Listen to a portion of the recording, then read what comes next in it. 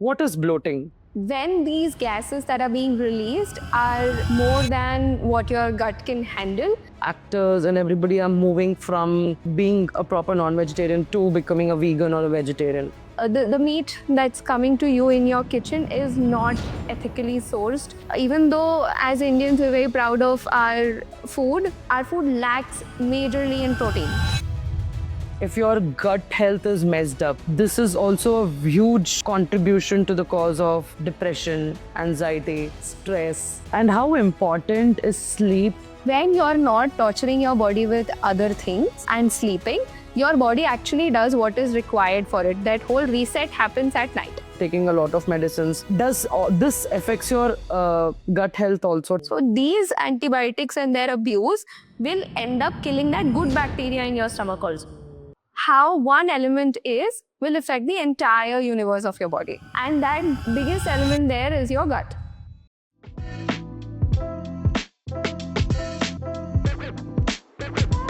Hello, Dr. Shruti. Welcome back. It is a delight to have you.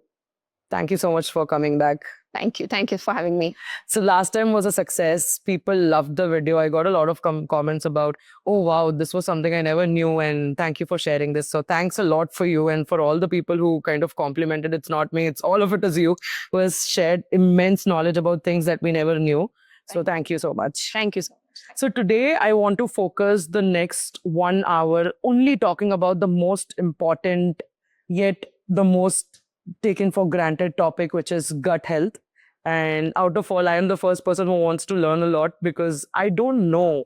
Let's start with a simplest thing. What is bloating?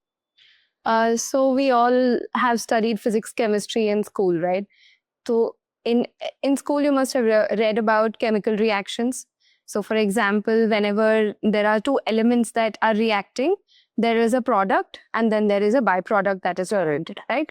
Like for example, methane as a gas gets released in a lot of chemical reactions. The same thing happens in your body. Your digestion is like a very complex chemical reaction that is happening. So whatever you eat, your different enzymes in the body are reacting with that food, breaking it down into simpler elements. And those reactions will generate certain byproducts. And that bloating that you feel is a part of that byproduct. So not all bloating is bad because you need some amount of that gas released in your body. It will happen naturally. And some part of it is, it helps to make sure that you're not feeling hungry very fast. It keeps you full for some time, a minimum amount of this gas released because there is a lot of space inside your gut. Correct. Your large intestine is 25-meter long. So that's pretty big. Your small intestine. So all of these reactions take place at different parts in that intestine, in your gut, and release these gases as a result of it. Now, when we say bloating, when these gases that are being released are more than what your gut can handle and they start to expand your gut. So imagine a balloon. When you're filling it initially, it is still soft and, it's not very hard or tense. But as you keep on filling it up, it becomes tense. And then you're worried that it is going to pop at some time. Thankfully, your intestines are much more elastic than that. They won't pop, but definitely they will become hard and they will cause certain discomfort to you. And that is what you experience in bloating. Okay. And you said some bloatings are good and some are bad. How is it a good? No, I'm not saying they're good and bad. I'm saying it is inevitable. It is going to happen as a part of that chemical reaction that's happening in your body. It's not bad unless it is excessive and unless your body is not able to handle. Okay. जो minimum है वो it will go away on its own. You will not even experience it as burping or farting. It will just pass off by itself with your defecation or whatever. It will get settled by itself. Okay. So before I ask you more questions about this, what is microbiome? What is bacteria? Like, explain us and give us, like, enlighten us with what is it and what it does to our gut health plus the bodies and everything. So, gut microbiome or gut microbiota, it's a lining inside your gut, that is your small intestines and large intestine, where there are a lot of bacteria live inside your body. Okay. So basically, you must have heard about good bacteria and bad bacteria.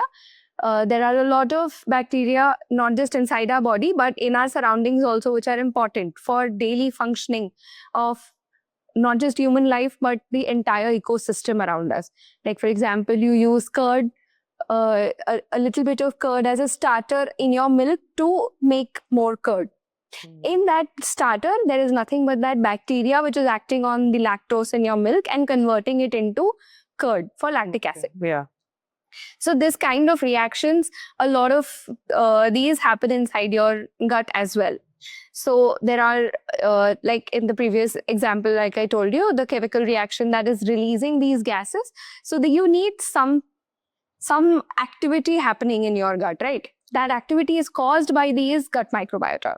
Okay. So your gut microbiota, it is a lining inside your gut where different microbes, that is different forms of bacteria live, and they have different functions. Okay. One of the function is to digest your food, to break down your food. The other function is to absorb that digested food material and send it to your blood vessels. Okay. And apart from that, there are other things also that these gut microbiota can do, which is maintain certain equilibriums in your body. They help in hormonal equilibrium. There are different enzymes that are released not just for digestion, but for different activities in your body that come from the gut microbiota. Okay. So they are like an ecosystem inside your body that is helping in maintaining the balance in your body. So they are multifold. Now, I want to just make sure that I tell you the Ayurvedic perspective here as well, because today the world is realizing, and it is rising to the conclusion that there is something called gut microbiota, and it is helping in more than just digestion. But Ayurveda has been telling this all along, where we call that Agni. Okay. Yes. So your Agni is nothing but these factors, what are being taken care by the gut microbiota. That is what we call as Agni. If you see the descriptions in our scriptures, even the location where this Agni is exactly how gut microbiota today is explained. Oh my God. Okay. So even though the terminologies of these anatomy are very different when it comes to Ayurveda, but the description is the same, because the human body is the same, be it Ayurveda or allopathy. So Ayurveda calls it, we can categorize it under Agni and its functions, whatever gut microbiota takes care of. Okay, this makes sense. Now I see that, for example, Virat Kohli and I've John Abraham, there's so many actors and actresses and sportsmen out there who are moving from being a non-vegetarian to a vegetarian or a vegan. Yeah. So why are these actors and everybody are moving from, being a proper non-vegetarian to becoming a vegan or a vegetarian? Okay.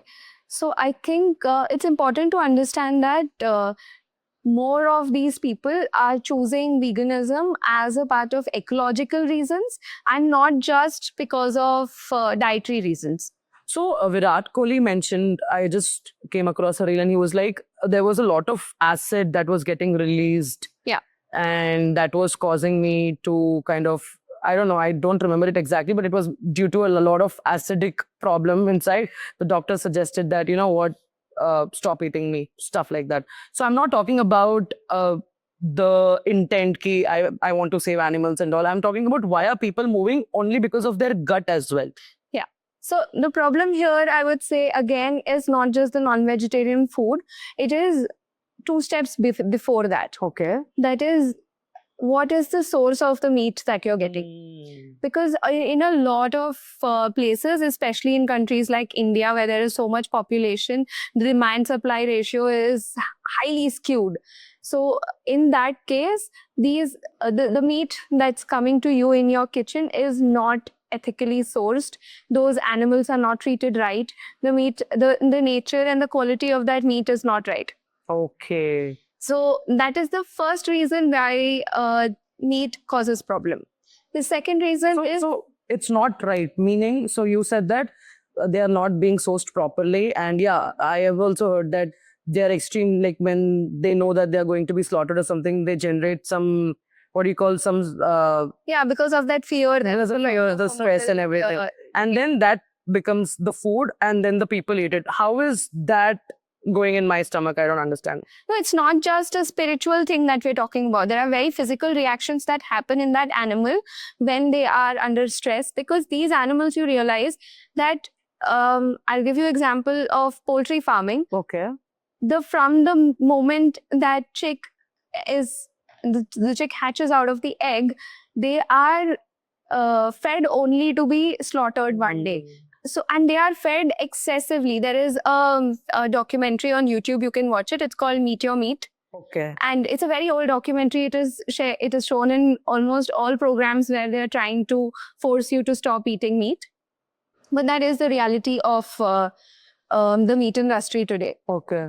Just the demand against the supply that they have doesn't match. So the animal is subjected to hormonal injections, which makes their muscles grow faster, which makes their muscles grow abnormally. And, they're subjected to different artificial inseminations. In case of larger animals like goats and sheep and cows, they are artificially inseminated so that they breed faster and faster and more animals are generated.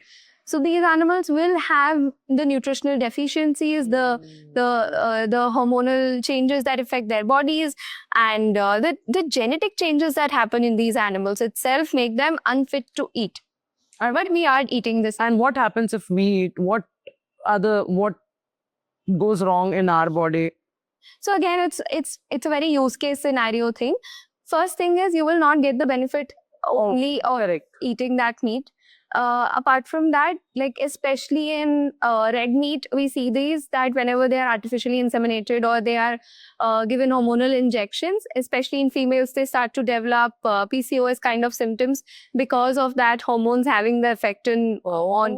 It's called bovine estrogen. Okay. That estrogen affects your estrogen cycle. Okay. In men also, we've seen it affects their androgynous characters, like they might suffer from hair fall, or they might suffer from unnatural growth of certain muscles, and these kind of symptoms. And these are in people who are eating meat all 3 times a day, every day. Okay, fair. It is not this intense in people who have it once in a while. Okay. So this was my second point, that first is the sourcing that is not right. The second is moderation in the quantity of meat that you eat. So I know friends and patients who want meat every single day. And there is no moderation that is happening. Over that, the style of cooking that is there is making that meat even more worse for consumption. Okay. So for example, take we started this particular topic with the examples of the likes of Virat Kohli and John Abraham. Correct. They are people who can ethically source. They can get the best quality of meat. They can have their own poultry farm if they need, right? True. They can make it in the best way possible. They can have it in the grilled form. The best chefs in the world make it extremely healthy for them. And they can moderate the quantity because they have the dietitians telling them kaunsa kitna kab khana What to do, yeah. Still they choose not to eat, then it is ecological reasons more than the meat being at fault. Because if I have to talk unbiased about meat consumption, then meat is good for your health. Wow. Okay. Okay. It depends on how it is sourced, how it is cooked, and how you eat it. Take, for example, Mediterranean diet. If you just type on Google what is the best cuisine in the world, best cuisine in the sense of nutrition-wise, Yes. Mediterranean diet comes up first. Okay. And that includes a lot of meat. Fair. Even though as Indians we're very proud of our food lacks majorly in protein. I agree. So this source of protein, and let me tell you, this is not what Ayurveda had told. The current Indian diet is not what is traditional Indian diet. Ayurveda talks about meat. There is an entire chapter about meat and different kinds of meat and the quality and, which kind of people should eat what kind of meat. And in fact, there is a there is a shlok in Ayurveda which talks about food that has to be eaten on a daily basis, and that includes meat. Oh, So meat is not the problem. okay. The problem is the way we eat, The sourcing and the everything. source, everything. Especially Indian style of cooking, I would say the only cuisine that is worse than ours when it comes to meat cooking is maybe the Americans who deep fry everything. But Indian style also, the amount of oil that we use to cook meat, the amount of spices that go in makes the meat unhealthy. It's not the meat by itself. Then what about the vegetarians? So people like us who are like proper vegetarians, then how are we going to get all the sources of like proteins, fiber to take but protein and all? Then how is it going to be? Because as you said, meat is good for humans and that's how it is supposed to be. Then what about us? Okay. So again, if we can consciously eat, that is more than enough. First thing is, it is not the same amount of protein that everybody requires. Correct. Okay. If you go by the internet standard of eating protein, they are prescribing the amount of protein everybody needs to eat based on the ideal weight that they need to be at. Correct. Everybody doesn't need to be on that ideal weight. Okay. Being skinny or being that weight is not equivalent to being healthy.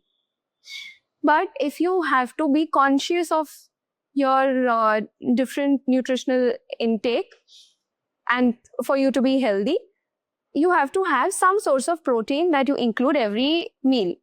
Okay.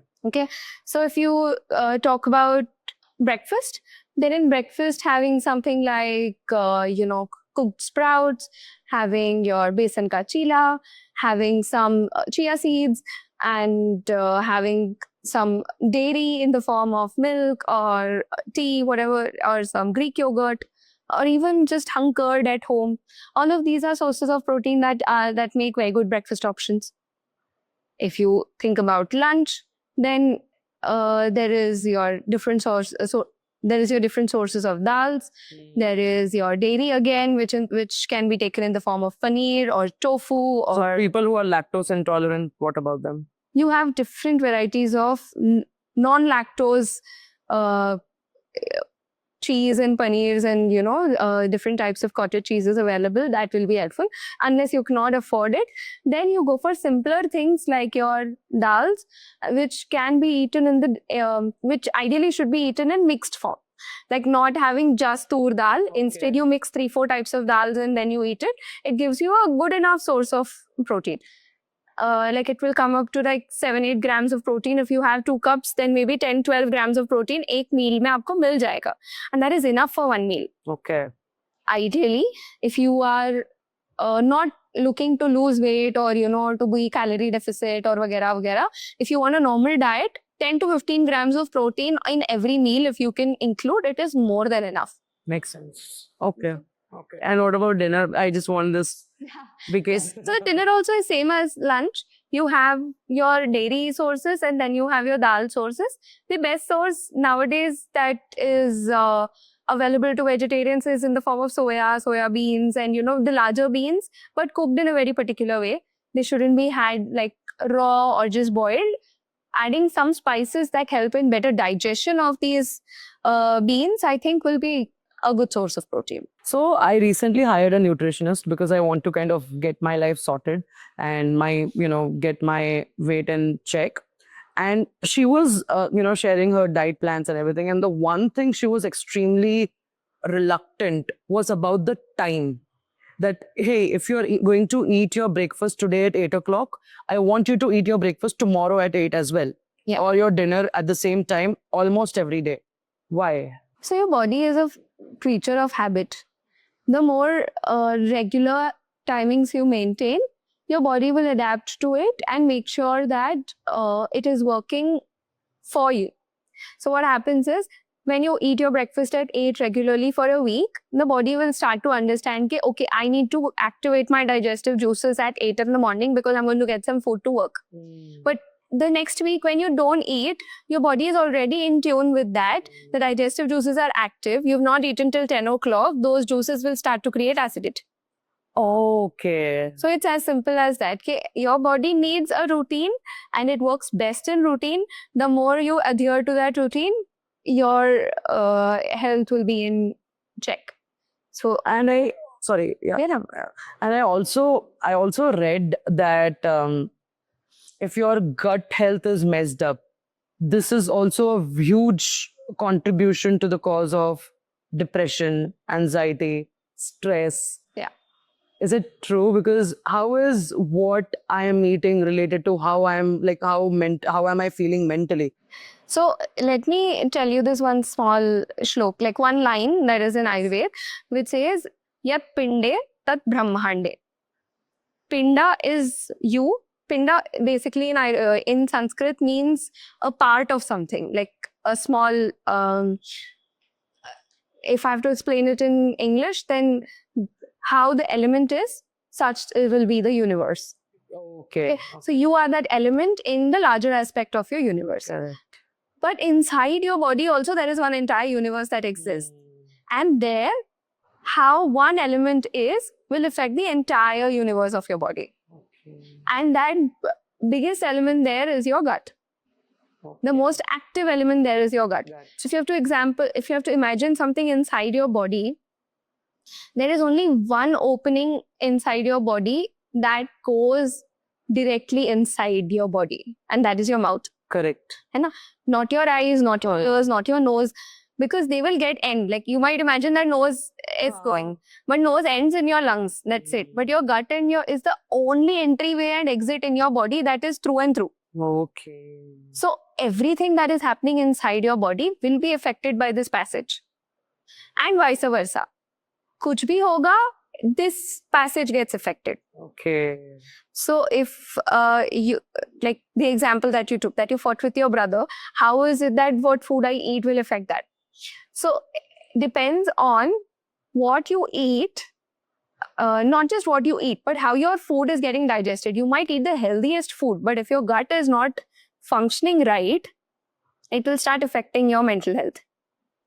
For example, If I'm eating right, why my gut is not going to? Why my gut? Now again, depends since when. Okay. So when things start to go wrong is when we start to realize कि कुछ बदलना पड़ेगा. We'll have to wait. Do something, है ना? So that action itself will not change everything that's happening inside your gut. Depends on the intensity again. If you have mild gut related issues, you eat like dal khichdi for a week, your gut is fresh as ever and it'll be good to go. Not even a week, I'll say 3 days you give your gut just simple dal, chawal, khichdi and nice veggies and things like that, no mirch masala, your gut is good to go in mild cases. But if you have some severe cases where you have acidity, bloating, constipation, IBS, different things are there. So in that case, your gut needs support in the form of medication along with diet. So gut is one such thing. Like for example, you have a fracture, your doctor will say, use nahi karna hai. 3 weeks, plaster lagega, don't move your hand. Correct. But that doesn't work with your gut. Yeah. Even if you have constipation, even if you have loose motions, food poisoning bhi ho gaya, you'll be like, I have to take medicine, I will have to eat something. You keep torturing the gut no matter what.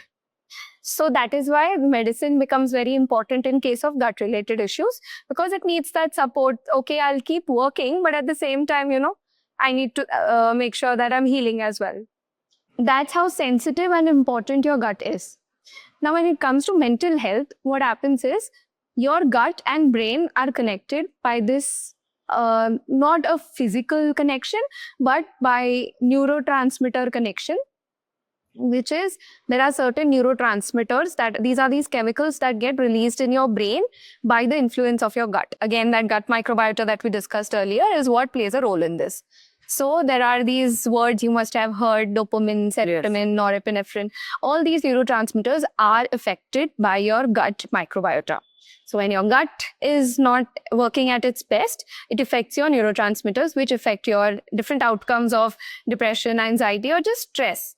But it works the other way around also. When you are like, I'm not having any gut related issues right now, but if I am in a road accident or just a road rage and get fully agitated and all of that, I lose my appetite. Okay. Why that happens is because your neurotransmitters are affecting that gut. And vice versa. vice Stress versa. eating. Like, Stress eating also again. yeah. If I am now, stress eating is another thing because that is a body's mechanism of adapting to the stress. Okay. Usually we call it stress eating when you're eating even if you're not hungry, Correct. right? Especially junk, sugar. Especially junk and high calorie food and all of that. So when it comes to stress eating specifically, what happens is actual reaction in your body whenever your neurotransmitters are going haywire is that you will lose your appetite. But there is also this reflex of chewing something, eating some salty and sugary foods that help in calming your neurotransmitters. Okay. So then you eat also. Even though you're not hungry, you're eating because it's helping calming your mind and these neurotransmitters in your body. That's how you end up in indigestion. And we can also calm our mind through hitting the gym or taking a walk or maybe hugging somebody. But the most easiest way is to go and eat More than or easy, chew. it's the most quickest way. Quickest way. Correct. Okay, I will always give the that empathy towards someone who is suffering from these kind of issues because you need that quick immediate lift up, pick me up wala scene. So there that chocolate helps a lot. True. I would say go for it, eat that chocolate, but then hit the gym. Then there is no excuse for you to not go ahead and follow up with something healthier. Or even though I'm eating this chocolate now, I will have something healthy in my dinner. This conscious decision is what will make things better for you. There is nothing wrong with junk food, taken in a stressful environment. But the more conscious you start to become of it makes things easier over a period of time. Makes sense. And can you just look at somebody, you being a doctor, look at somebody, you talk to them for 15-20 minutes, no tests, nothing. Can you say that this person has a gut issue? Yeah, just by talking to them. But What are the symptoms? The symptoms are, the first question that I ask anyone who comes into my clinic is, do you feel hungry? Okay. And the follow-up question to this is, do you eat because it's time to eat, or you eat when you feel hungry? Especially in What's the difference? like, for example, in mid-30s to 40s generation who have a pretty set schedule, waking up at this time, then going for breakfast, going to office, having lunch at this time, vagera, vagera. So in those people, they eat because it's time to eat. Now I have to go to office. Before going to office, 8 o'clock breakfast time, 9 o'clock cab will be here, I'll leave. But are you really hungry at 8 o'clock? Do you feel like eating? Then same thing happens at lunch. Now there is time to eat. 1 to 1:30 is lunchtime. I will eat it off, or else later I won't get a chance to eat. But are you hungry? Even though this has been your routine for maybe last 5-10 years, your body should have been adapted to be hungry at that time because that is the time the food comes in. And still, if you don't feel hungry, then there is a gut issue. But what if, so there's a habit. So you said that every day if you do something at the same time, it is very good for your health. Yeah. Then to अच्छी चीज है ना कि same time पे you're eating. Yeah, but your body is not healthy at that point. Okay. Healthy habits equal to healthy body is not the case. You have to keep checking. Sometimes, even though we feel like, a good bowl of salad is good for us, maybe over a period of time, our body has started to develop certain resistance to it, and we need to check, okay, am I feeling some discomfort after eating this? Am I okay? Am I not? These are the questions you need to keep asking yourselves. Okay, makes sense. So So this is one symptom. What other symptoms? feeling hungry is the first thing. Second thing is the quantity of food. If I have to assess, it's usually a comparative question. I ask them that, do you eat the same quantity as you used to eat before? Do you feel like, even if you eat little, you feel heavy or full? How much time does it take for you to feel hungry between 2 meals? So these are the kind of questions that help me assess that how much they're eating and how much they're able to digest. Anything that you can see, like, for example, skin breakout or, for example, hair fall. Is it all of these things also somewhere partial? Yeah, they are, but they're not a direct indication. See, according to Ayurveda, nothing in your body can go wrong unless your Agni is hampered. There was this key, women have men are usually prone to more heart attacks because women ko, the bad blood goes out and stuff like that. And then it was abhi aisa ho gaya hai ki bachcho ko bhi ho raha hai heart attack. Like in my age, 26, 27 age of my friends, these people are like having heart attacks and everything. Male nahi hai, female nahi hai, sabko ho raha hai. Why? Like suddenly, is it only because of stress or what? It's not just because of stress. Now, there are a lot of conspiracy theories around this also, especially in younger COVID vaccination.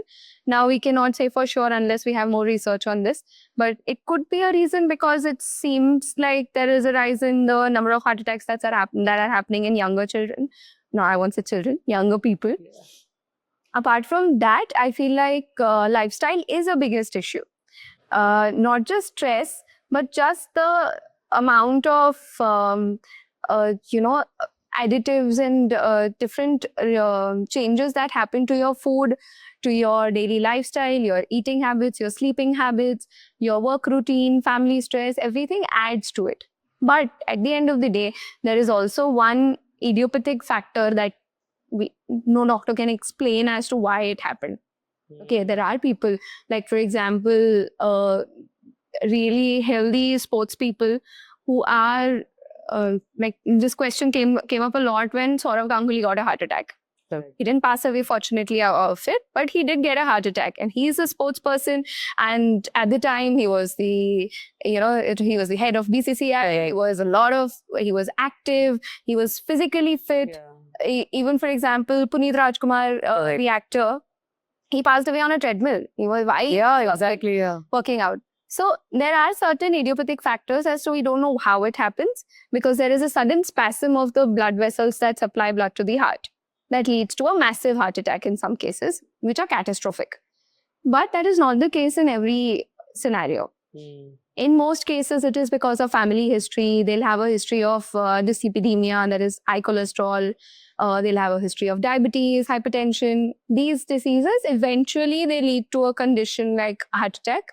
But if I'm doing everything I can to take care of my health, to take care of my body and treating my body like a temple, and then still I know that I'm going to get heart attack because my parents or my, something, because of the generation or somebody had it, then why am I working so hard? What is the use of doing something when I know ki yaar, maine to khandan mein dekha, I might as well leave it?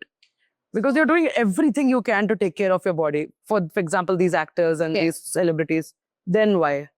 So again, in them also, see, that one inevitability of death is something nobody can control. You exercise, you do everything right so that you live healthy until that point. Instead of suffering every day, wherein if you are suffering from maybe cholesterol issues, if you are starting to gain weight, or if you are suffering from diabetes, then you have different issues, like you'll have numbness on your hands and feet. And you have to be careful of so many things. So they want to avoid that as much as possible and then have a healthy life till you can. The hottest topic, belly fat.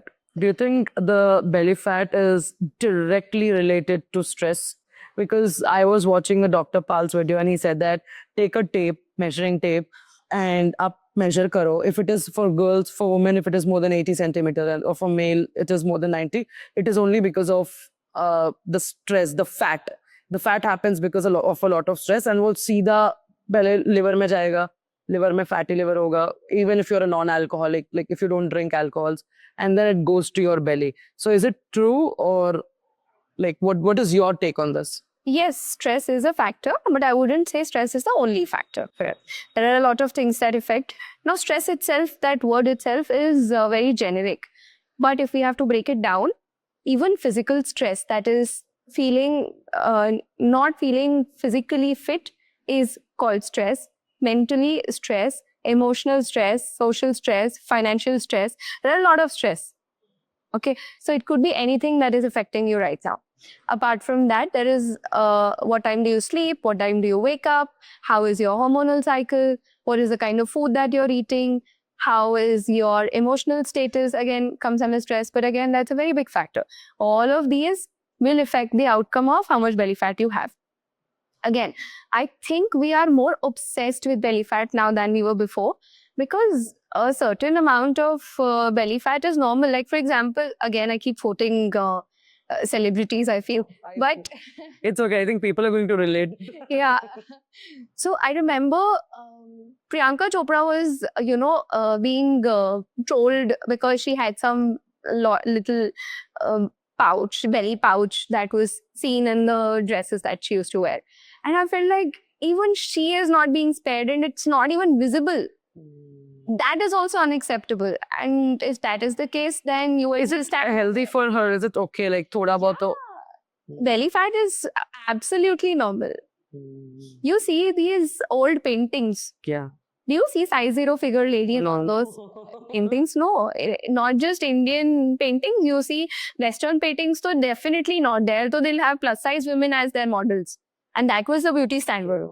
True, I So, agree. Again, belly fat is not the indicator of health. You've seen so many wrestlers, they are not size 0, but they're very fit and Yeah. healthy. They are very muscular, very big when you see them.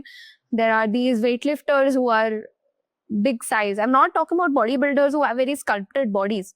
I'm talking about athletes who are bigger in size and still very fit. So it's not about the size, it's about your lifestyle and how you're taking care of yourself.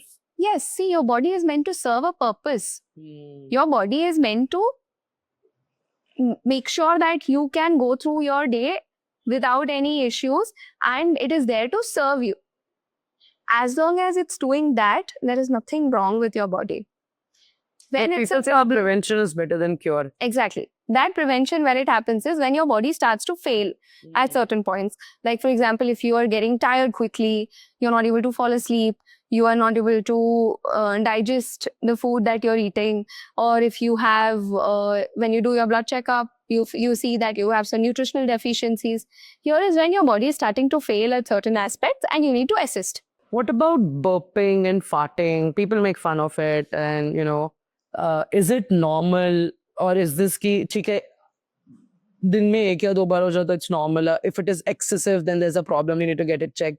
Tell me more about this particular, thing. So yeah, burping and farting are pretty normal. Why does it happen? Again, the same thing, that chemical reaction. The first thing that we spoke about, that chemical reaction that happens in your body when you digest food, releases certain gases as a byproduct, and that comes out as a burp or a fart. So, when you burp, people say कि चलो digest हो गया. वो बच्चों को भी अपन ऐसे करते हैं कि if they burp, it means that the food is digested. Is it true? No, it's in case of kids, it's not about digestion. It's that their gut is still not fully developed mechanically to push out that gas on its own. So Okay. you assist them physically, that gas comes out. Okay. And that is usually immediately after you feed, because when kids eat, they gulp a lot of air. Okay. Especially after breastfeeding, Okay. that action makes them gulp a lot of air. So Okay. that is mixed inside their food, and there are these pockets of air that get Okay. stuck inside. So when you burp them, that comes out. If not, that will suddenly try to come out, and then that milk that they have just drank will also come out with it. So it's not digestion. तो everyone says that ठीक है burp हो गया मतलब the digestion is done, like the मतलब हो गया अब उल्टी नहीं करेगा. हाँ, उल्टी नहीं करेगा क्यों? क्योंकि वो गैस बाहर निकल गई है. Okay. Digestion takes time. Okay. And what about us? For us? For us also, it's the same thing.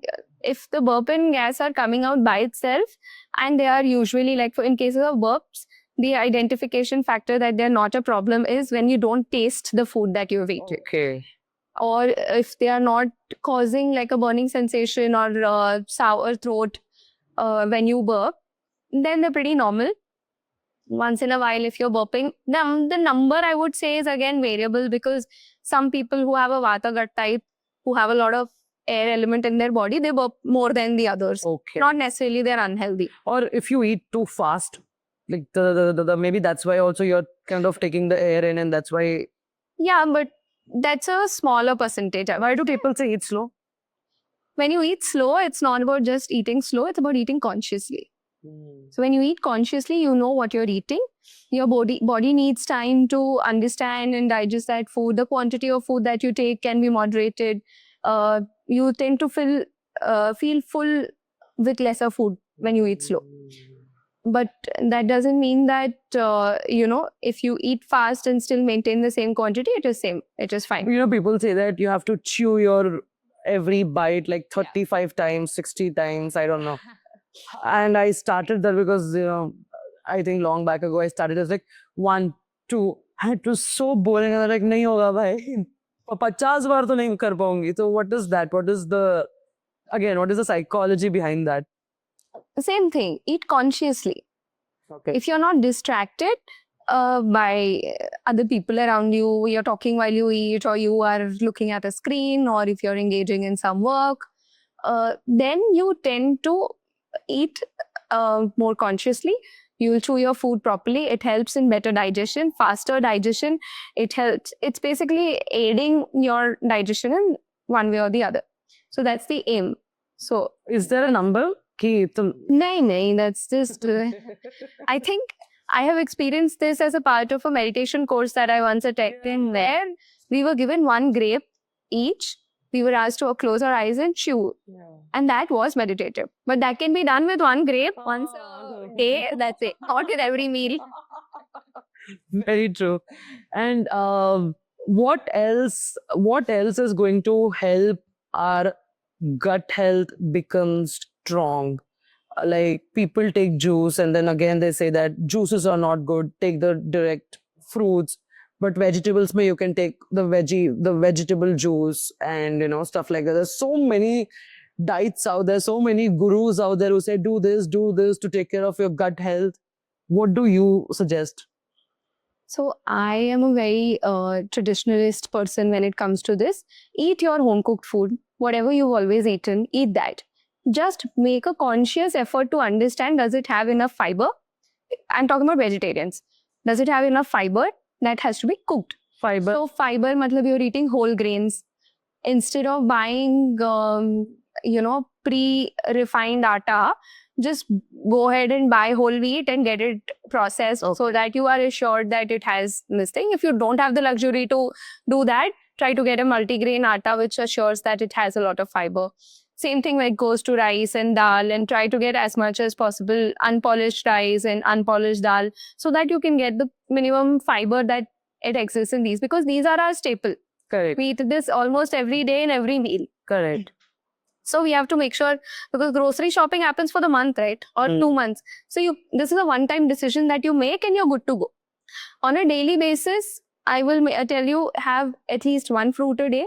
Whatever is available in your area or in your culturally jo khate ho wo. Any fruit.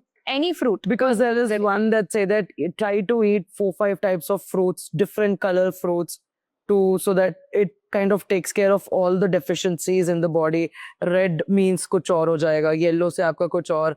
Yeah, color theory works because it really helps to, diversify your food. But I'm talking about a very realistic thing that any person can follow. Because apart from being a doctor, I myself am a working professional and I face these challenges myself. So I understand that it's not possible to do all of it. But if you can, then do. Definitely. If you have the privilege, if you have the resources where you can diversify your food, there's nothing better than that. So 3 different fruits every day? Not once, at once. 1 fruit at a time. Ayurveda strictly says no mixing of fruits because there are some opposing qualities that will hamper your digestion. Better eat. If you want to have multiple fruits, have 1 for breakfast, have 1 for snack. Okay. So that can be done. But having 1 fruit a day at least, having handful of dry fruits every day, that includes more of not your kaju, badam wala scene, but your dates, akhroat, and these munakka. What happens with dry fruits? Kya milta hai usse? Again, it's a good source of fiber. It has some multivitamins. It is good. It's helpful for digestion, especially these raisins and munakka. They're good for your gut health. They're helping in, nourishing that gut bacteria. So these kind of dry fruits. Then apart from that, having vegetables that are boiled or cooked. Not raw. No raw vegetables. Why? I like raw. You like raw. Again, there are different levels, I would say. eating raw vegetables is not the worst thing that you can do. If you are choosing raw vegetables over your junk food, chips, vegetable, vagera, vagera, then go for raw vegetables. But if you want to level up your digestive game, then start either boiling them or steaming them for at least 5 minutes, because it helps to digest them faster, and at the same time, it reduces your gut sensitivity towards these fibers. Okay. Because we've noticed that over a period of time, people start to develop a lot of dryness in their body. And this particular concept I can explain only from Ayurveda, because there is not enough research that's happened in allopathy. But your raw vegetables increase vata in your body. That will cause maybe bloating, constipation, digestion related issues. Or it can cause other issues like causing dryness in your hair and skin, causing your some sort of joint pains. It's not the worst thing. Again, I'm saying this over and over again, but if you can increase this level, I think that's better. So, it is very simple, but do you think in today's, age or the surroundings that we are living in a proper city, when I got my blood reports tested, vitamin A deficiency, vitamin C deficiency, then there's vitamin D. And I'm like, what should I follow the natural way, like go sit in the sun for 15-20 minutes and, make sure, or maybe also kind of use these, what do you call, Supplements. the supplements. So do you suggest one person to take a supplement, or do you like, nahi yaar, sab hai available, kyun chup ke aapko? First, I don't suggest people to go for these tests. Wow. That is where I start. Because unless you have a symptom, like we know what a vitamin A deficiency can do.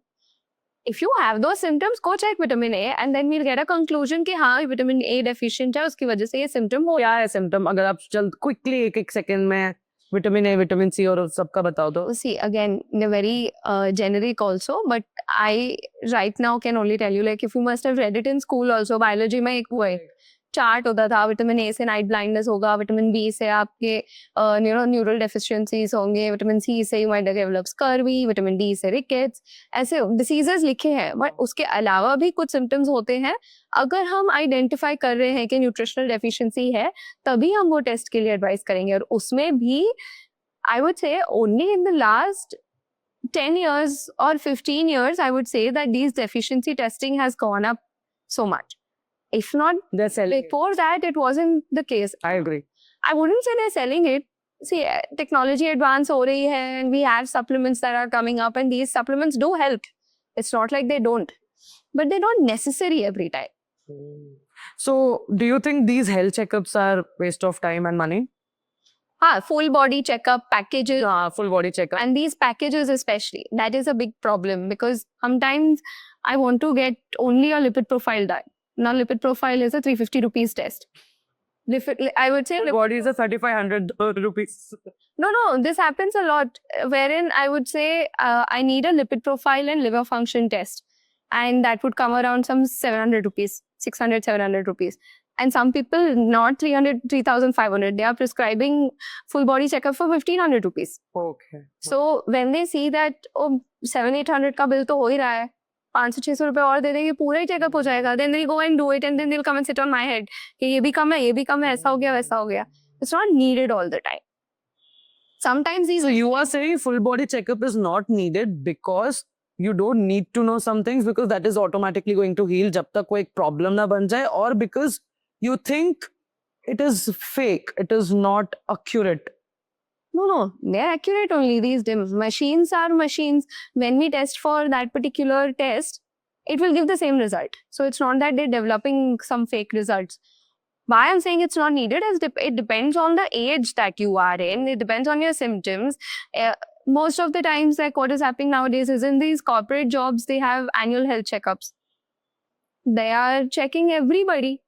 Because it's free, it's included under insurance. Everybody is checked. 25-year-old people, they'll come with their blood reports and they'll be like, "Ke mera, ferritin level kam hai." Like, it's not doing anything to you. Why are you worried? Yeah. Health checkups are important in maybe postmenopausal women or people who have history of hypertension, diabetes, thyroid. Once a year, we'll advise them, okay, go check everything and come. Tell me a little bit more about metabolism. Yeah. So whenever we talk about metabolism, there's this one classic example that people quote, that is, I eat only like I'll eat like a bird and still I keep on gaining weight, or my friend eats like an elephant. And I hate it because me being on this side, and like I have friends who eat like there's no tomorrow. Yeah. And still they don't gain weight. Yeah. And then there are people who eat a little and then suddenly they start looking a little bigger. Yeah. Why? This is discrimination. Life's unfair. It's unfair. So again, a lot of this actually we discussed in our last podcast, where I explained what are the different body types and Correct. Vata, Pitta, Kapha ke bare mein I spoke. So it comes down to the same thing. We cannot blatantly classify it as good metabolism and bad metabolism. Okay, before that, let me tell you what metabolism is. So basically, metabolism means the entire transformational activity that is happening in your body comes under metabolism. For example, you eat chapati, but when you shit, the chapati doesn't come out, right? Correct. So that changes happen because of your metabolism. Okay. So what you eat, the food that is getting digested, then that digested food is going into your blood. That blood is taking it to different cells. That cells are transforming it into energy and using it for different functions. Like this movement is happening because of that energy that is being used. This entire cycle comes under your metabolism. Okay. So there is something called a basic metabolic rate, BMR. Now this is different in different people. That is the amount of energy your body is expending at rest. Right now I'm talking and I'm doing an activity, so the energy used by my body is higher. But if I'm not doing anything, I'm just sitting, or when I'm sleeping, the energy that my body uses is called BMR. Okay. And now that is some people have it low, some people have it high. Correct. That is one reason why some people lose weight, some people gain weight, because jinka BMR high hai, without doing anything also their body is expending energy. Correct. कैसे होता है वो? कैसे ज़्यादा? It's the body type. Body type. Body type hai. Okay. Okay. You can increase it in some ways, but that is secondary. But that happens in your in most people's cases. If your BMR is high, then you are more on the lean side because your body is expending energy at rest also. So they don't really need to go work out for them to lose weight. ऐसे ही बैठे-बैठे उनका energy use हो जा रहा है. So even though they're eating more calories, it's getting used by their body. Now, when it comes to people who don't have that higher BMR, it's very important to understand that low BMR doesn't mean unhealthy. Okay. Okay. Low BMR just means that you're a body type. You're a certain kind of body type. Now, if those people want to achieve the body type of maybe a person with higher BMR, they require a lot of effort. You will have to spend 3 hours in the gym. You will have to eat a very, very calorie deficit food, still making sure that the nutrition is being taken care of. And then maybe you can be that body type. So so 1 month if I go to gym every day for 3 hours and I'm on a calorie deficit diet, and after 1 month if I stop going to the gym and everything, I've stopped all the physical exercises, my BMR is still going to be up? No. So it is like mehnat karni padegi. Yeah. Okay. 1 month is a very small amount of time. Okay, then how long? If you are talking about changing your entire body type, Yeah. it would require at least a couple of years for you to be very consistent. And then if you miss for a week or 2 weeks or a month also, you will not gain back. But what happens when a person is consistent for 2 years is it becomes their lifestyle. They become that person who continues to follow that all through their life. So, जो ये चीज test करने के लिए हमें sample group चाहिए ना, for any test, any theory to be proven right or wrong, you need 2 samples. Correct. One sample where you are doing something continuously, the other sample you do it for 3 months, Correct. stop for some time, you see how the changes are happening. वो sample ही नहीं मिलेगा if you continue for 2 years. Makes sense. So that is why you will see that they are, we conceive it to be that if I have to be this size, I have to keep on doing this. Okay, it's not always a compulsion. For example, again, today I'm full celebrity mode, I think. You've seen Kusha Kapila? Yes. The size. She's lost a lot of weight, yeah. Now she is still very new at the change. Correct. It's been what, a year or so that she's Correct. become this body type. If she stops, she will gain weight again. Okay. But if she is just made this as her Lifestyle. then she doesn't need to worry. So it'll take a lot of time for it to settle in. Yeah. Okay. And what about the Karan Johar recent episode where he was like, I'm on a 1 day a meal. 1 day, 1 meal. 1 day, 1 meal. I'm on a 1 day, 1 meal and it's working and it actually worked out for him. Yeah. What do you think about that? Like for people who really want to and desperately like jaldi se weight loss karna hai. Again, I know it's not healthy to lose weight so quickly, but what do you think about 1 day, 1 meal concept? I feel it requires a lot of adapting from your body. Like for example, if we see our Jain Maharaj log, they eat once a day only. Yeah. And but the quantity of food that they ate, the quality of food that they eat is not exactly calorie deficit. So you'll not see them actually being very emaciated. They're healthy and they're like still stout personalities. Correct. Very few are. And they walk a lot as well. They walk a lot as well. So their body can adapt to it. Then okay, 1 meal a day. But again, I feel like it's not for everyone. It needs a lot of monitoring. But is it healthy to do it? No, definitely not. No. Why? Because if meko pure din mein I need fiber, I need protein, I need a little bit of fat. All of this, if I have it in my 1 meal and it is in my calories, why not?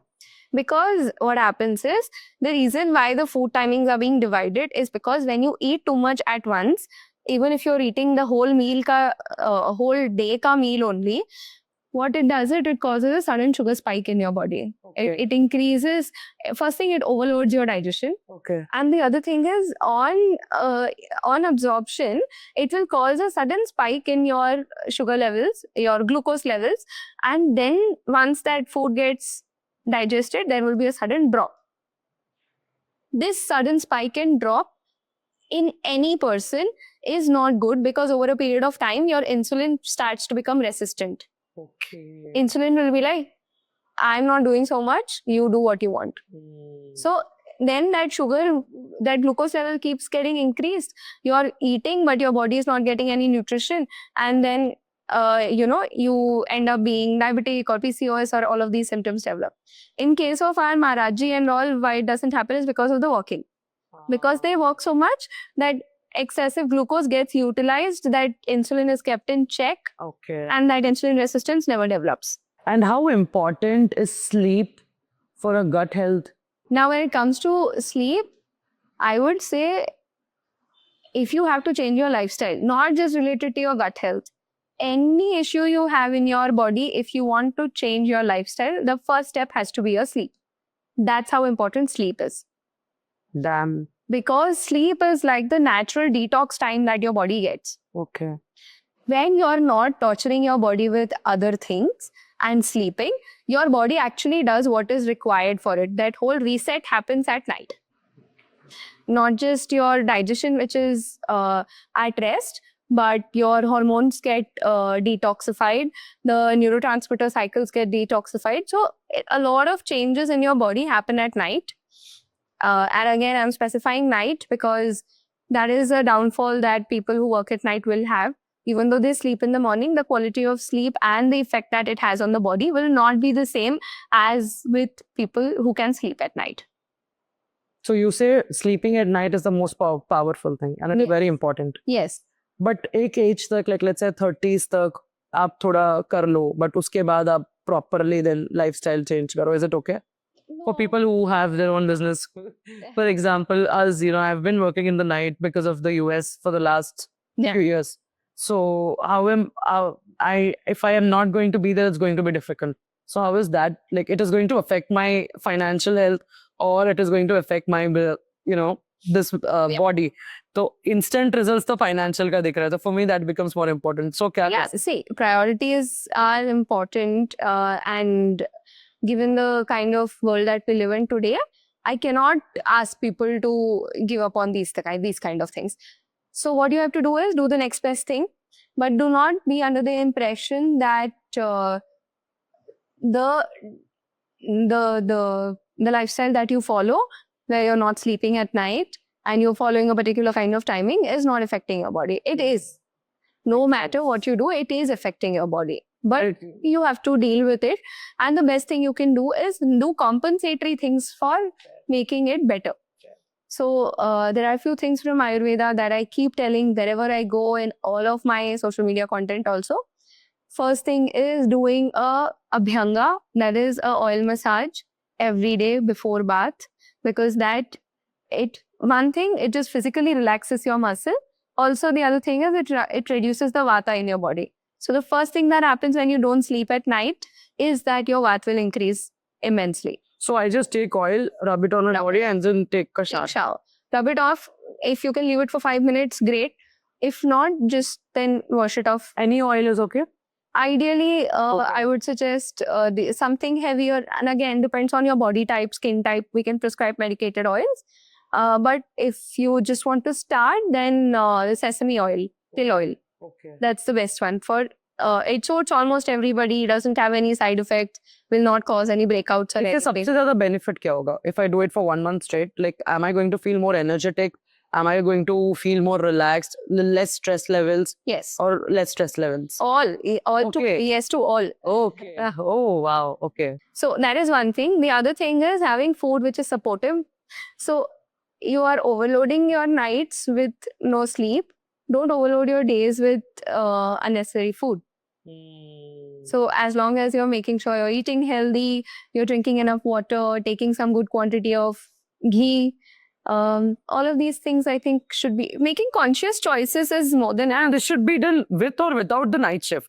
yeah, definitely. Okay. But even more so in case of people with night shift. Night shift makes sense. Then you can't just blame your circumstances there. Fair. It's your choices also. Fair.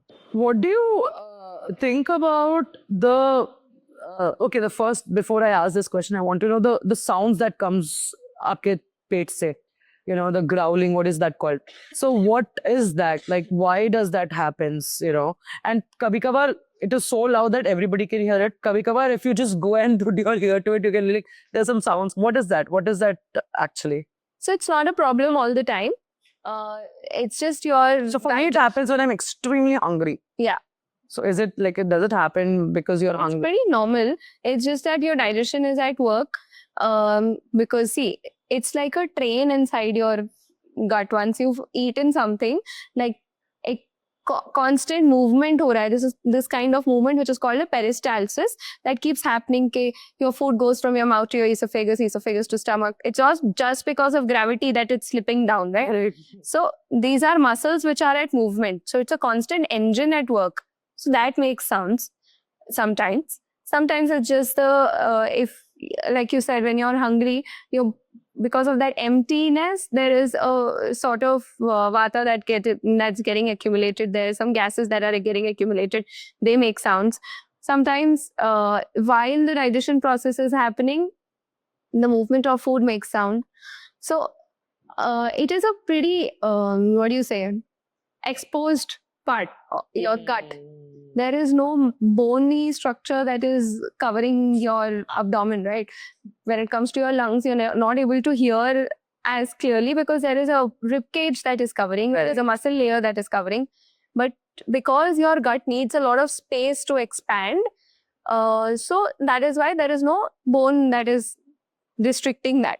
So sounds bhi utne clear hai. That's it. It's normal. It's normal. Okay. These days, there's a lot of like lactose intolerant people, like gluten free, lactose free. पहले ये सब कुछ नहीं था, right? People like every day when we used to go to school, mom is like 1 glass of milk no matter what, because milk is going to give you a lot of calcium and energy to survive the day and stuff. But आजकल, you know, there are alternatives of milk, there are alternatives of curd and almost everything. Why do you think it is happening? Is it because we as humans have become extreme, like a little weak? Ki apan aajkal utna, we don't have that kind of strength, or do you think it's because, I don't know, just follow what everybody is doing? Like, why do you think people, or is that actually a thing, or pehle bhi tha aur pehle notice nahi kiya? So it's the same thing like how our parents tell कि ये depression वगैरह तो आजकल की बातें हमारे ज़माने में नहीं होता था. The same logic applies there also. Lactose intolerance, gluten intolerance, they all existed before also. It's just that now we know of that these are called lactose intolerance. Especially in Indian families, we all know those uncles who will eat something and keep burping, keep farting. Dinner के बाद में आराम से बैठ के they'll keep burping. They are intolerant to gluten and intolerant. We are just aware now. Yeah. Now that is one category of people. There is another factor that the quality of food has gone down. So the milk and the dairy products that you're getting are artificially inseminated cows and all of that, and unnatural sourcing that is affecting. It's a big part. Like especially if you see those Instagram videos of what's happening in a tabela, then you'll never drink milk again. But that's a very common thing. The quality of milk is being affected. There are a lot of additives that are coming into picture, and that is causing gut sensitivity. And also, the other thing is that people are developing gut sensitivity because of the other things that they eat. Highly processed food, eating. Now, gluten intolerance doesn't develop from chapati. It develops from the processed maida and the, the bread and different forms of pizzas, pastas, and all of these things that you eat. It's difficult for your gut to digest that. Then it starts to identify that this is a problem thing. So then when you eat chapati also, you're not able to... Makes sense. And what are some, जिसे बोलते हैं ना, soft खा लो खाने के बाद, or eat a pan. Yeah. It helps you in digestion. Yeah. Is it a myth or is it true? No, they're true. They're digestives. Now, what happens is... How? Tell me, like, वो process तो उतना ही time लगेगा. हाँ. सब करने में. How if I eat a pan, things are going to change here? What? Again, pan with loads of gulkand and some cherries and all of that will not be as helpful because you are reducing the potency of that pan with. Okay. But what used to happen is, like in olden days, if you remember Dadi Nani, they used to have, like my Dadi used to have a Supari. pan daan hota tha. हाँ, correct. है ना? उसमें कत्था होगा, सुपारी होगी, सौंफ होगा. All of them are digestives. कैसे? क्या होता है? मतलब, what a digestive means? Yeah. What it means is that it has a chemical structure in that food component which releases these chemicals that help in digestion. So, just your enzymes are there that are released naturally by your body to digest the food that you're eating. These are assistants to those enzymes. These foods that you can eat. Churan, vuran, yes. Jeera, ajwain. Churan maybe most of the time it has jeera only, and maybe some hing. All of these are assisting in digestion because they have that chemical compounds in them which act as digestives. So it is like an assistant for the enzymes. But I'll tell you what happens nowadays also. You go to weddings, you'll eat in every counter, Yeah. and then last may you'll go and eat a pan from the pan counter. It is not going to help in digestion because you have already overloaded your stomach with so much food that that one single pan bichara can't do anything. What it does is when you are eating consciously, making the right choices, over that you eat a pan, you eat some soft, it helps in digestion. So हमारे मेरे घर पे they used to say that if you eat papad, it takes 24 hours to digest. So don't eat papad. So tell me what are first, if this is true or not. Second, what are some food choices that we make that is extremely bad for our digestive system because it takes the digestive system forever to kind of get it out? Okay, so again, these terms that were used, 24 hours for digestion, Maggi mat khana, do the digest nahi hoti hai, वगैरह वगैरह, those things are definitely a myth. Okay. If you eat something today and tomorrow you're passing motion, that means what you've eaten has gotten digested and gone out of your body. Okay. Okay. But the effect that it has on your gut remains. Jaise? For example, you've eaten a lot of maida and lot of processed food with high salt and high sugar. Then it has overloaded your stomach and your digestive system to process that food, because it has taken longer for digestion. Not necessarily 24 hours, 72 hours. Okay. But normal se zyada time laga hai digestion hone ke liye, and it has worked over time.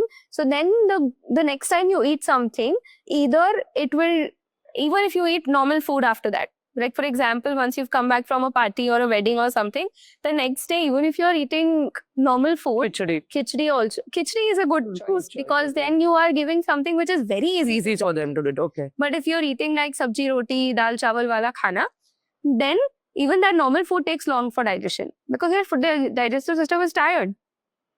So as simple as that to begin with. Okay. But if it happens consistently, like if you are eating out every day, if you are that person who doesn't eat home cooked food, doesn't have enough fiber, your digestive system is constantly under stress, then those will start developing symptoms like acidity, constipation, piles, IBS, and So let's talk about the defecation, motions, and bowel system.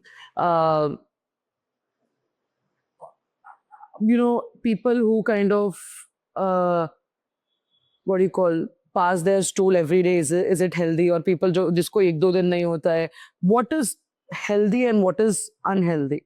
so when it comes to defecation, that is your motions, every person has a different pattern. Okay, ideally, it's best if you pass your motions every day, immediately after you wake up within the first half an hour, so that you start your day after your bowels are cleared off. That's the ideal situation. But then that's not the only normal. Okay. Even people who pass motion 2 times, 3 times a day, it's normal. Even people who pass motions alternate days is normal, as long as it has always been normal for them. Okay. And what if my friend, after eating every meal, she wants to go to the washroom? That's not normal. Why? Because that means your food is not getting the time to be digested. It needs at least 4-5 hours for digestion to be completed. And then if you pass motion, that means that, okay, So what is the problem here? How should she fix it? Like, kuch kya deficiency hai, kya problem hai? that is, again, there are different factors here at play. It could be something like an IBS, where her gut is very sensitive. The moment she eats, she has to pass motions. It could be a case of leaky gut syndrome. So there are very different kinds of diseases that can be at play. Or it could just be that the kind of food that she is eating is sensitive to her stomach. So we'll have to understand what the case is for us to, say for sure what the problem is. But in most cases, if you're passing motion within the first half an hour of eating food, then that's a problem. Okay. If you kind of pass your motions every once in 2 days, once in 2 days, but it's been normal for you bachpan se, then it's okay. You don't have to, like, it's been normal for you for a long time, it's okay. Yeah, it's okay. We'll keep few things in check for them. That is the motion that they pass too hard or too dry, that it's causing them discomfort. Or too smelly at times. Smelly, okay. Usually what happens is you see the consistency more than the smell. Smell keeps varying with what you eat. So if it's too hard and it's causing a discomfort to them while they pass motions, then they are prone to get something called fissures, which is a type of wound that develops on the anal area. There can be a cut that can cause them problem in the future. So in those people, we'll advise for some maybe dietary changes or increasing the water intake or adding some sort of fiber that loosens or that softens the stool. That is something that we can do. And in people who pass 2-3 times a day, motions 2-3 times a day, in them we have to see that if it is a gut sensitivity or if there is some disease at play or it's just their body type. Fair. Sometimes it's normal for people to pass 3 times a day also. Fair. So have you heard of this product called Good Health? Good Bug, sorry. So this Good Bug, I have been promoted so many times to an extent where I bought it. Okay. So what do you think about this? Because, all these actresses are promoting it, and Hrithik Roshan is backing this brand, and everybody's like, you have to take this if you want your health to be perfect, like your gut health to be better. And there are shots or there are powder packets where you have to take it in water every day for 28 days and you will start losing weight. What do you think about this product? So I don't want to comment only on this product particularly, but any product that is promoted like this. In the recent past, you must have heard a lot about this Herbalife. Yes. And Amway used to have these Amway, yeah. all the time. Ozivia, Oziva hai, Ozira. So what happens is, if we focus too much on the product, now we miss the point that only that product is not going to change your life. But is it going to help? It will help. It is a good thing only. I'm not commenting on the efficacy of the product. It might help, but that is not your solution. How many days are you going to be only dependent on that product? At some point, you will give up. At some point, you'll be like, "Arey, bas, kitne din same dawai khana hai?" Unless your basic lifestyle changes, unless your basics in life change, you will not have long-lasting outcomes. So these are all temporary solutions. Temporary solutions, and plus they are a part of the solution. Part of the solution. They're not the entire solution. And people I know, so my mom is always against taking medicines for chote mote cheeze. But I have friends who are like, oh, you're sick, take this medicine, pop this. So they take like 4 or 5 medicines a day when they are sick. Does this affects your gut health also, taking a lot of medicines or not taking medicines when you are sick? So there have been studies that have proven that unmonitored use of antibiotics. Antibiotics basically are antibacterials. Correct. They kill the bacteria. Correct. So when these antibiotics are not taken with caution, and they are taken, basically they are abused. Like for example, you must have heard during COVID time, everybody knew that if you are starting to get symptoms, start taking Aflox medicine, which is afloxacin. It is an antibiotic. As a preventive medication only, people have started taking these kind of, and this has existed always. Correct. Especially in India, जहाँ पे OTC drugs मिलते हैं over the counter, you can go to a chemist and buy antibiotics. So these antibiotics and their abuse will end up killing that good bacteria in your stomach also. So Because antibacterial cannot differentiate between good bacteria and bad bacteria. Okay. It will kill all bacteria. So it is always like if the doctor recommends, that's when you take it. Yeah. Fair. All right. So the last segment of this podcast, I want to ask you, I'll give you a couple of questions. Tell me if it is myth or if it is truth. So is fasting necessary to clean your gut? Yes. The duration of fast? Not It depends on the person. Ideally, if you can fast for, like, if you want to go for a longer duration of fast, then I would suggest intermittent fasting is good, but with right food choices. But fasting is always good. Can you fix your gut with just fermented foods? No. No. Okay. So you Overuse of fermented food will cause an increase of pitta in your body and lead to symptoms. can stress alone cause gut problems? Yes. Just stress alone. Yes. Do spicy foods ruin gut health? Yes, because one thing is, now depends on what spice. Now word spicy, I'm taking it with the conventional meaning that lot of red chilies, green chilies, and Yeah. garam masala. Proper masalas, the Indian food, proper Indian food. That spicy will hamper your gut because it will affect the pitta in your body. Also, it will affect your gut lining because these, again, why is spicy? Because of chemicals. There is like for example, your green chilies have a chemical called capsaicin, which is a caustic. Matlab jaise it burns your skin. It is as good as having some acid. So if ka quantity badhega, to your gut lining will be affected. Is it true that taking antibiotics can permanently damage your gut? No. No. Depends. Agar we cannot be talking about exceptions in this kind of a question because इसमें ज़्यादा context नहीं है. Quantity wise या intensity कितना है उसका उसके? I'm saying number of people being affected के हिसाब से. Okay. I'm sure one-off cases होंगे जहाँ पे it has caused a permanent damage to that person. But in most cases, they can be recovered. Depends on the intensity, कितना time लगेगा. And does drinking lemon water in the morning helps digestion? Digestion, maybe. Weight loss? No. Weight loss, no. What is the difference if my food is getting digested? I'm not going to gain weight, right? Even if I'm eating unhealthy stuff. No, that's not the case. Okay. Your digestion is a different job. Digestion gut में होने के बाद में your liver takes care of your fat metabolism. Can you really boost immunity by improving your gut health? Yes. Is it true that apple cider vinegar improves your gut health? again, it's questionable. In some people, it might, because see, again, I'll give you an example of Vat Pitta Kapha only. If you're a Kapha body type and gut type, then it might help. Having some acidic thing might help to improve your digestion, but not in everybody. In most people, it doesn't do anything.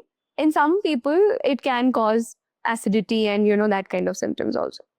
All right, I think this was a brilliant episode for me personally. I've got to learn so much about gut health and about how to fix it. And it does not look like the most difficult task to fix it. Yeah, It is all like the little steps you take to fix your health, and it's all about your lifestyle. Yeah.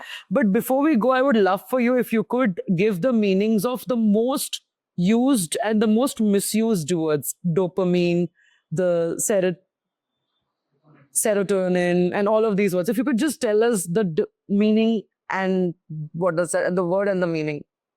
So these are like dopamine and serotonin. These are neurotransmitters in your brain. You really don't need to know what they do, what they don't, because you are not concerned with it only. I refrain myself from telling about these. Like, if I have to tell it very simply, these carry out different functions. Like dopamine is your happy hormone. So whenever it works on a reward system. So whenever your body is, when your body does something and your brain rewards it by releasing dopamine, it makes you feel happy. Similarly, serotonin is again, it's a neurotransmitter that helps in managing your mood. So depending on how much it is available for use in your brain and in your cells, you either feel good or bad. So again, these are very subjective terms. You don't really need to concern yourself with the meaning of these. And I'm sure I'm not even explaining them very rightly. Because again, when it comes to allopathy, I am not the best person to talk about it. So I have very limited knowledge and I focus more on Ayurveda only. So these terminologies, I personally feel, are not a concern of everyday users. Unless they are suffering from depression or anxiety, then the best person to answer is their doctors. Awesome. So I think today I've got to learn so much about the gut health and, the myths and the everything is like interrelated somehow. And thank you so much for your time. Thank you so much for coming again to our show and making it even more powerful. So thanks a lot. And I think I've learned a lot. If there's one last piece of advice you would just like to give to anybody who's listening, what would it be? First of all, thank you. Thank you for having me and for such kind words. So I think the one last thing I'd tell everybody is when it comes to gut health, consistency is the key. Do the same thing. Like I would tell this in relation to everything actually. The most successful people in any category you take, be it financially or having a great family life, having a great physical, mental health, and everything you see, consistency is the key. And they have the most boring lives. Yeah. That's the key to success, I feel. So try to be boring sometimes. I've changed my wallpaper, and my wallpaper now says, if you are going to do the boring things on a day-to-day basis, you're going to be the most interesting person. Yes. And that's like, oh shit, I want to become like this now. Yeah. Yes. Awesome. Thank you. Thank you so much for your time, Shruti. Thanks a lot. Thank you so much.